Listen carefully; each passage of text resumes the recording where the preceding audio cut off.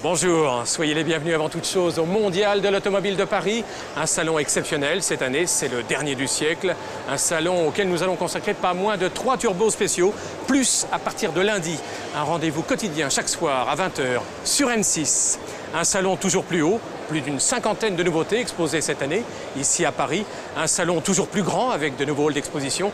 Un salon toujours plus populaire avec 5 jours en plus et des nocturnes tous les soirs. Jusqu'à 22 h. On démarre sous le signe du drapeau tricolore avec la nouveauté Citroën, la C5, que nous présente Étienne Bruet. C'est vrai que j'aurais aimé partager le même enthousiasme que vous, Dominique, et pourtant pour ce dernier mondial du siècle, j'aurais rêvé d'une toute autre Citroën pour un nouveau millénaire. Je me pose simplement la question, comment un bureau d'études a-t-il pu concevoir, à quelques années d'intervalle, un monospace tel que le Picasso, plein d'originalité et d'attrait, et dont le succès est incontestable auprès du public, et aujourd'hui cette berline lourde, massive et sans modernisme.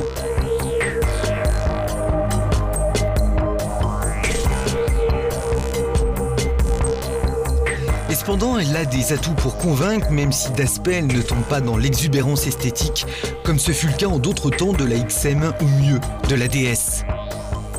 Ces lignes restent discrètes, à mon avis beaucoup trop sages, mais ces traits respectent une élégante retenue. Seule la face avant en impose avec ses grands yeux en amande et ses chevrons hypertrophiés.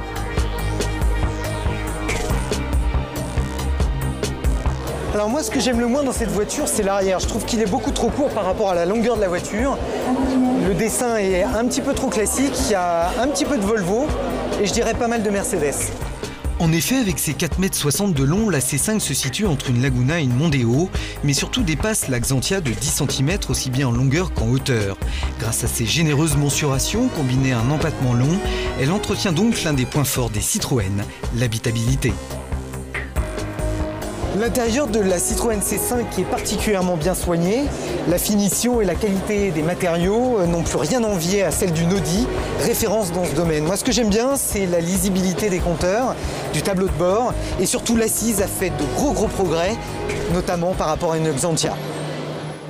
La C5 ciblée dans un premier temps haut de gamme sera disponible avec une large palette d'équipements en série comme la climatisation, 6 airbags, l'ABS, l'assistance au freinage d'urgence et comme sur la 607, un contrôle de la pression des pneus. Le contrôle de stabilité ESP sera quant à lui disponible en option. Mais les inconditionnels de Citroën seront comblés puisque la C5 inaugure une 3e génération de la suspension hydractive. Ce système à contrôle électronique permet en effet de diminuer la hauteur de caisse au fur et à mesure que la vitesse s'accroît, ceci afin d'optimiser l'aérodynamisme, la tenue de route et bien sûr le confort. Côté moteur, on trouve seulement pour l'instant le V6 essence de 210 chevaux et le 2,2 litres HDI muni du filtre à particules de la 607. Mais elle aura l'honneur d'étraîner un 2 litres essence à injection directe de 143 chevaux, une technique largement répandue sur les diesels.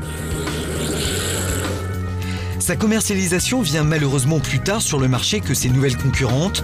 Citroën nous avait déjà habitués à cette curieuse politique de vente avec le Picasso. Pour s'imposer, elle devra forcément convoiter le marché européen, et notamment l'Allemagne, presque inaccessible terrain de conquête pour le constructeur français.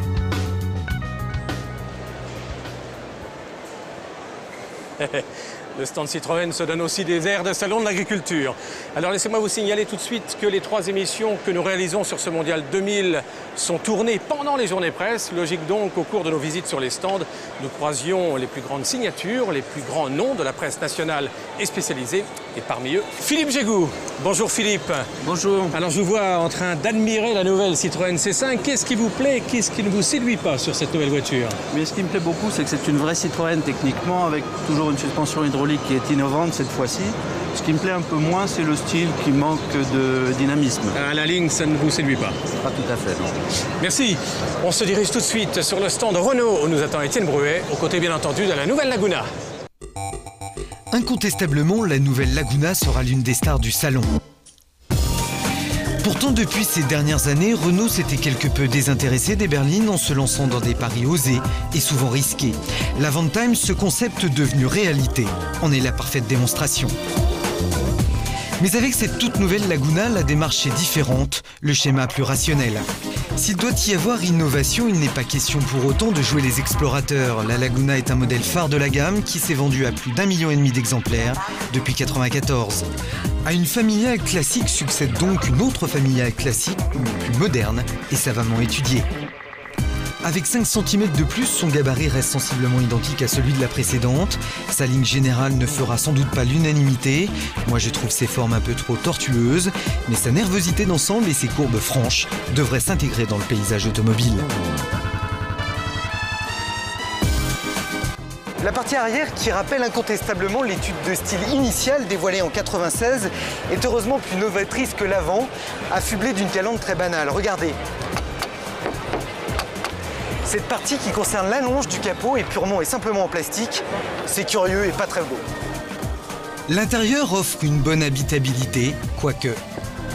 Bon, moi je suis pas très grand, ça passe encore, mais pour les grands formats, genre 1,80 m, la garde auto est franchement insuffisante. Cependant, le niveau de finition a largement progressé.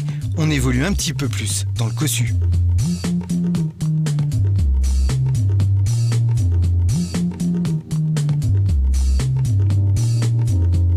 L'assise est confortable, les sièges moelleux et bien dessinés. Mais le plus important reste à venir. Cette robe pas très originale recèle paradoxalement un trésor d'innovation technologique. D'abord, elle s'ouvre sans clé, remplacée par un simple badge. Il suffit de s'approcher et l'auto s'ouvre automatiquement. Pour démarrer, on insère la carte, puis on appuie sur ce bouton. Facile. Un système unique à ce niveau de gamme, disponible en série, sur tous les modèles. Autre innovation, la Laguna 2 propose un système de surveillance de gonflage des pneus.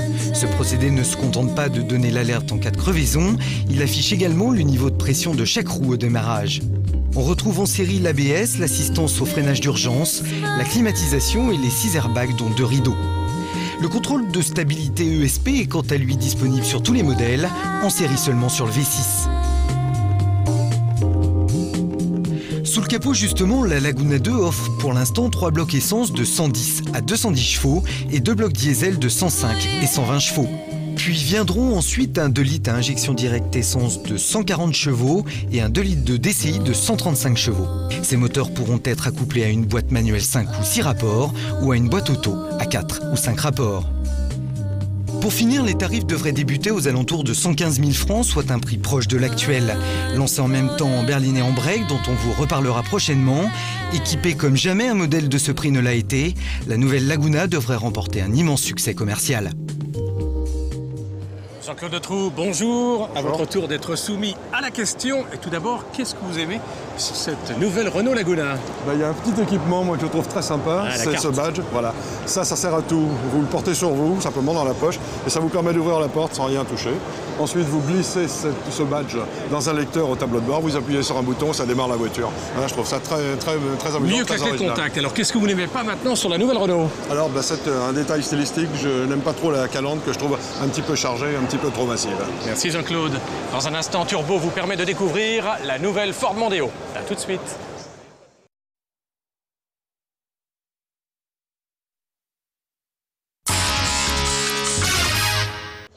Alors à présent, à mes côtés, un autre de nos confrères qui a le pouvoir de vous faire rêver chaque mois en s'asseyant au volant des voitures de sport les plus belles du monde. Denis Riflade, bonjour. Bonjour. Alors qu'est-ce qui vous plaît dans cette Ferrari Barchetta qui ne sera commercialisée en tout et pour tout qu'à 448 exemplaires, dont 18 seulement sur la France?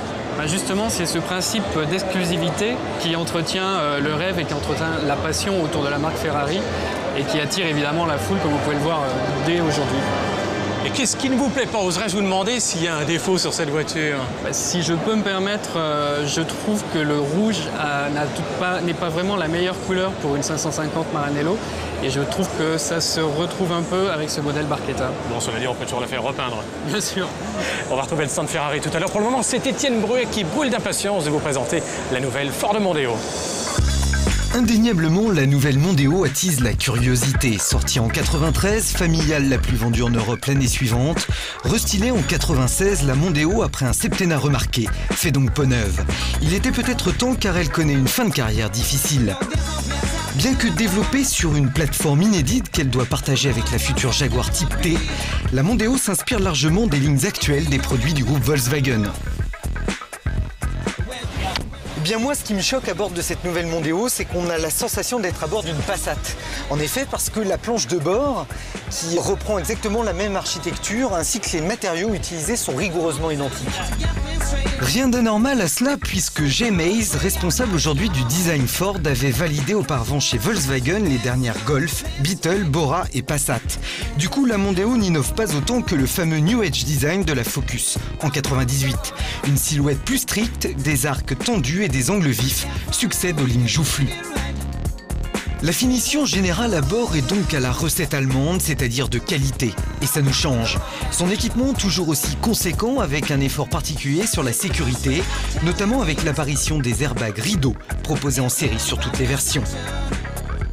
Ensuite, et c'est important pour la France, Ford offre une famille de motorisations diesel inédits. Un 2 litres à injection directe sans rampe commune de 90 et 215 chevaux. Il faudra patienter pour voir un moteur essence à injection directe. Commercialisée dès la fin du mois de novembre, la Ford Mondeo offre des tarifs incroyablement attrayants. 112 000 francs pour un 1800 essence à 159 000 francs seulement pour le V6. La Mondeo frappe fort. Et bien puisqu'on en parle, voici justement la nouvelle Passat. L'arrivée de sérieuses concurrentes a certainement obligé Volkswagen à offrir à sa familiale vedette une bonne cure de jouvence. Résultat, la Passat monte naturellement en gamme.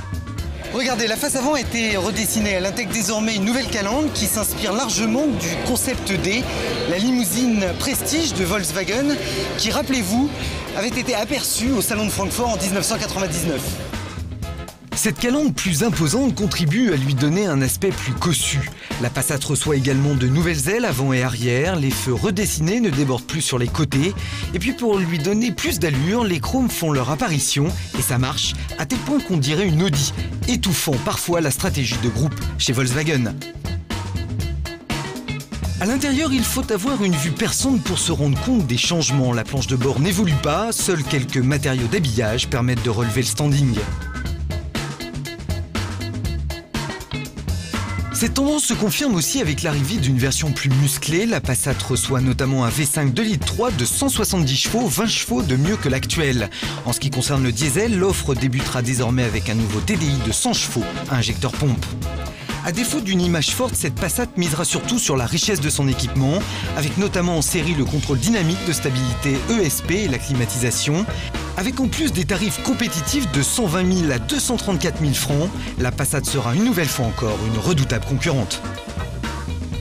Alors avant de laisser le soin à Jean-Luc Moreau de nous montrer par le détail cette nouveauté Mercedes sur ce Mondial 2000, cette nouvelle classe C. Francis Monsterg, bonjour. J'aimerais connaître votre avis, les plus et les moins de cette Mercedes. Les plus, c'est une ligne très séduisante. Moi, je suis très attaché à son élégance. La finition intérieure qui est de très grande qualité. En revanche, pour les moins, je dirais l'absence totale de place à l'arrière et le prix. Merci Francis. Jean-Luc Moreau. C'est une des surprises de ce mondial de l'auto, ce qui explique qu'elle ait été littéralement prise d'assaut par une armée de curieux, pas tous enchantés d'ailleurs par l'arrivée de Mercedes sur le marché des berlines compactes.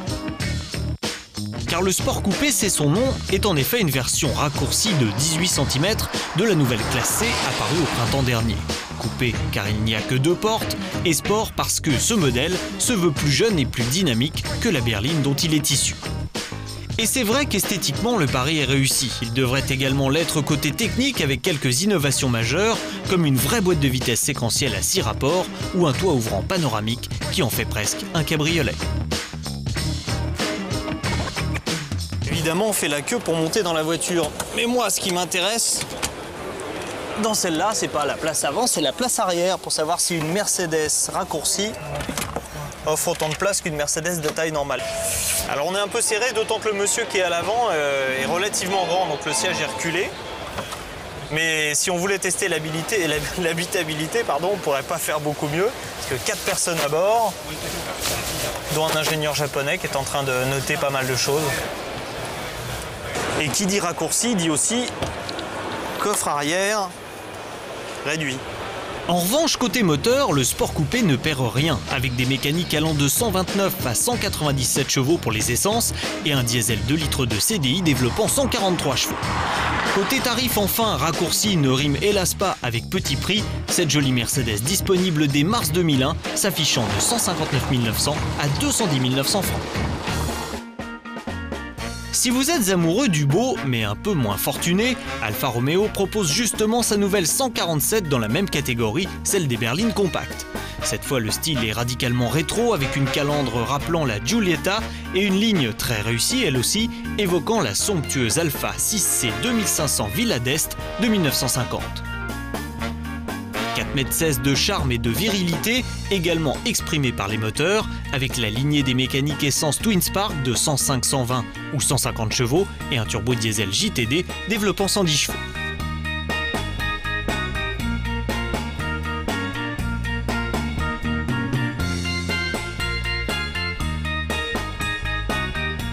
Et le caractère sportif de cette superbe voiture s'affirme encore à l'intérieur avec un tableau de bord rétro du plus bel effet. Et sur cette petite Alfa, la fameuse boîte séquentielle à commande de volant Célespeed qui permet de conduire vraiment sportivement. Sportivement et en toute sécurité, puisqu'outre l'ABS, l'Alfa 147 est dotée d'un répartiteur de freinage EDB, d'un anti-patinage ASR ou d'un contrôle de stabilité en courbe VDC. De quoi rassurer les pères de famille sportifs qui auront une nouvelle bonne surprise en avril prochain avec la sortie de la version 5 portes.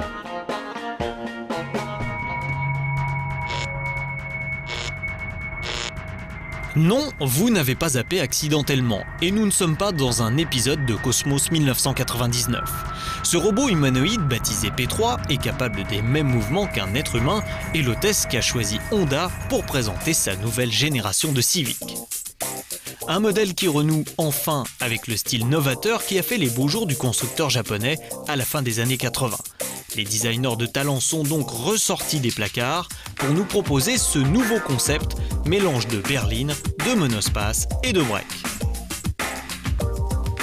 Alors Honda prétend que la nouvelle Civic a été conçue de l'intérieur, c'est ce que nous allons vérifier avec effectivement un habitacle plutôt vaste et lumineux. Et comme il n'y a pas de mal à reprendre les bonnes idées, un levier de vitesse placé au tableau de bord, comme sur les Peugeot. Évidemment, le principal concurrent s'appelle Renault Scénic. La Honda Civic 5 portes est plus longue mais plus habitable que le français, mais n'en a cependant pas la fonctionnalité. Elle devrait en revanche se montrer moins chère puisqu'on annonce des tarifs compris entre 90 000 et 120 000 francs, et tout cela, s'il vous plaît, grâce à la robotisation. Jacques Chevalier, bonjour. Vous êtes l'un des tout premiers à avoir la possibilité de vous asseoir à bord de ce concept car de Peugeot, promettez.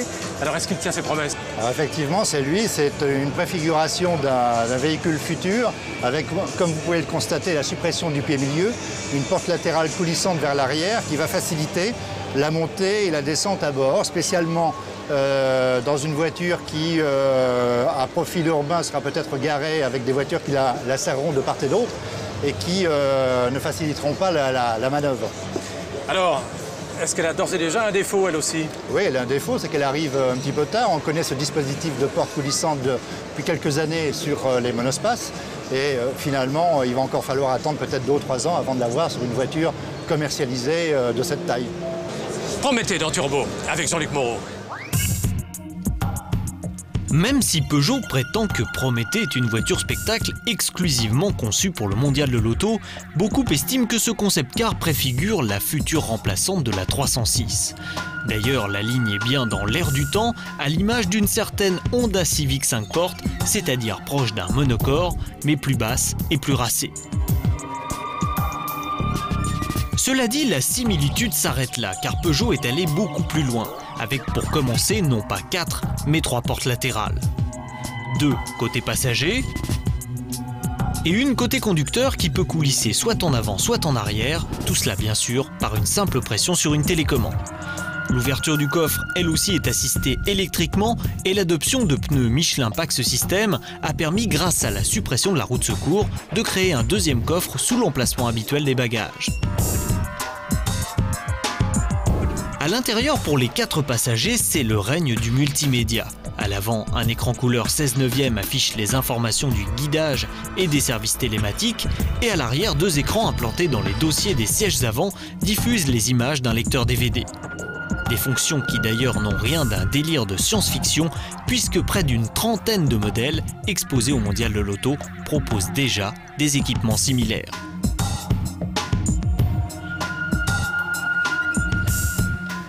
Enfin, pour se montrer douce avec l'environnement, Prométhée est équipée d'un moteur diesel HDI doté d'un filtre à particules. Au total, beaucoup de solutions somme toute faciles à réunir dans un modèle de série, ce qui nous fait penser, nous aussi, que Prométhée en cache plus qu'elle ne veut l'avouer.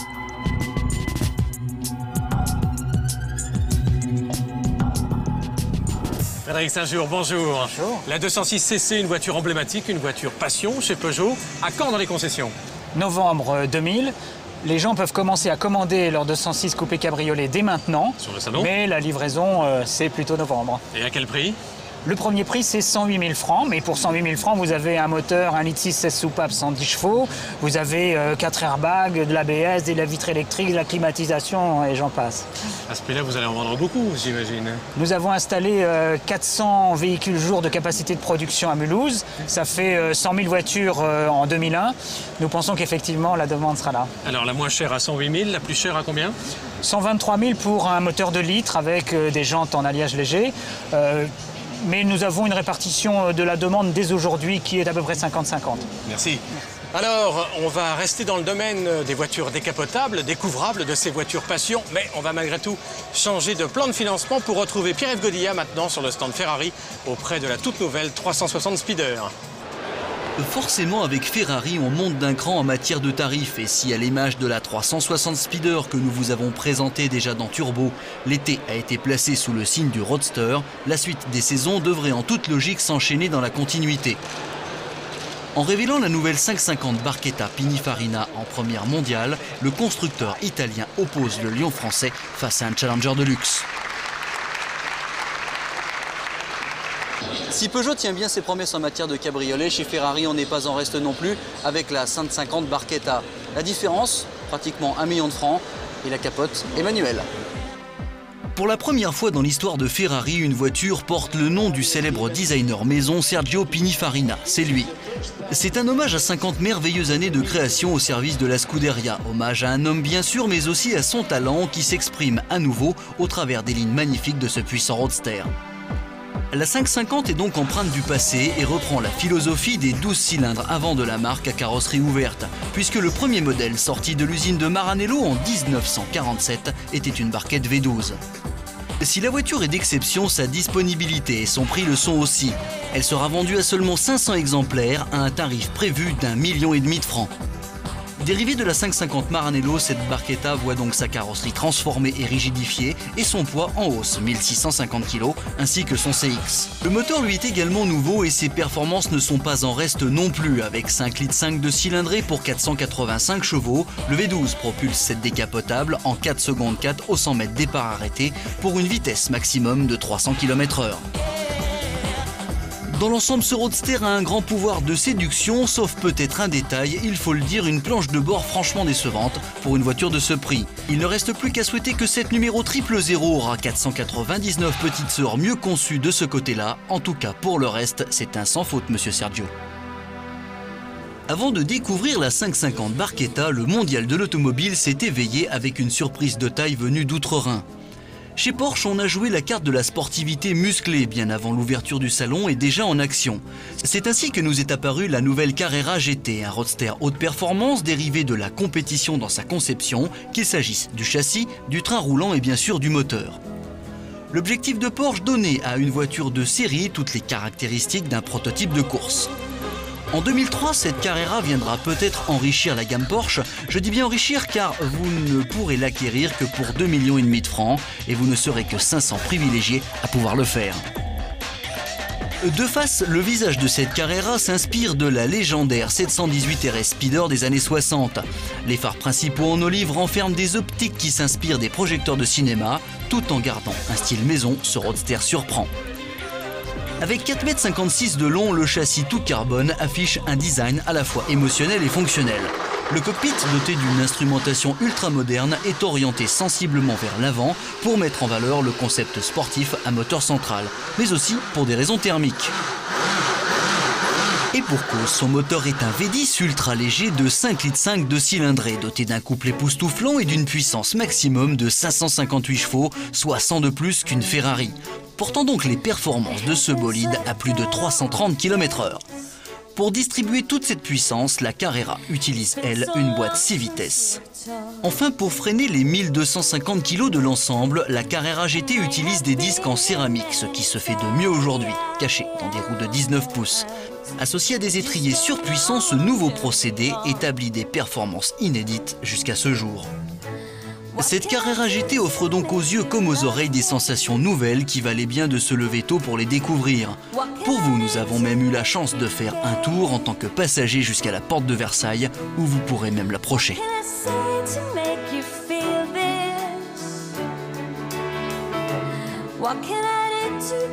Jean-François Destin, bonjour. Bonjour. La Mini des années 2000 a-t-elle conservé son pouvoir de séduction selon vous? Écoutez, vous voyez, je crois qu'elle a conservé complètement son pouvoir de séduction des années 60, à la fois pour la jeune génération et aussi pour les gens un peu plus âgés qui l'ont adoré.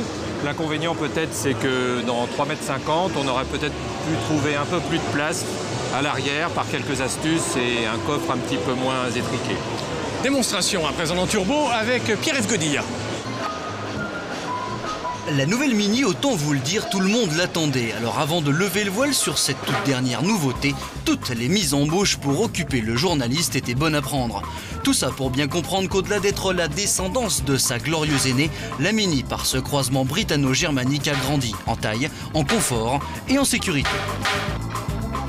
Cette Mini Cooper tenait donc en haleine un parterre mondial de journalistes sous des bâches de protection. Mais voilà, une fois le voile levé, impossible d'approcher la belle pour vous la faire découvrir. Il fallait donc sortir. C'est au grand jour que la Mini Cooper affiche ses nouvelles couleurs. Seule sa forme compacte rappelle celle de sa devancière car ses dimensions tiennent compte des normes actuelles. 3,60 m de long par 1,65 m de large. En comparaison, une Clio mesure 17 cm de plus, mais lui rend 1 cm en largeur. Ses roues passent de 10 à 15 pouces et sont jetées aux quatre coins de la carrosserie. La difficulté pour BMW a sûrement été de passer d'une transmission de série 3 tout à l'arrière au tout à l'avant, ce qui n'est pas chose facile. La Mini Cooper suscite donc toutes les curiosités, qu'elle soit tactile à l'image de sa console centrale à écran 16/9 disposant entre autres d'un GPS et d'une gamme d'options audio presque illimitée, ou visuelle comme ces petits détails dédiés aux filles. Son instrumentation de bord est très soignée et se modernise sans toutefois perdre cette fameuse English Touch qui plaisait tant.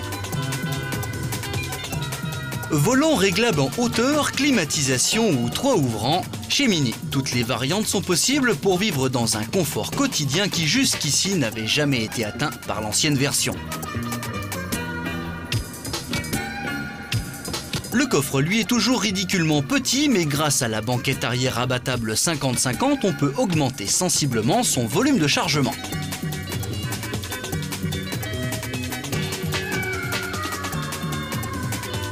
Le moteur de cette Mini est aujourd'hui un 4 cylindres 16 soupapes de 1600 cm3 décliné en 3 versions, pouvant dans certains cas atteindre plus de 200 km/h. Tout en construisant pour 2001 les premières versions dans l'usine d'Oxford en Angleterre, chez Mini, on pense déjà au futur avec un pick-up, un cabriolet et un Clubman. En bref, la Minimania repart donc à la conquête d'une planète qu'elle avait déjà à ses pieds depuis 42 ans. BMW annonce un prix de base de 100 000 francs, c'est cher, mais c'est sûrement le prix du progrès pour une petite fille de best-seller.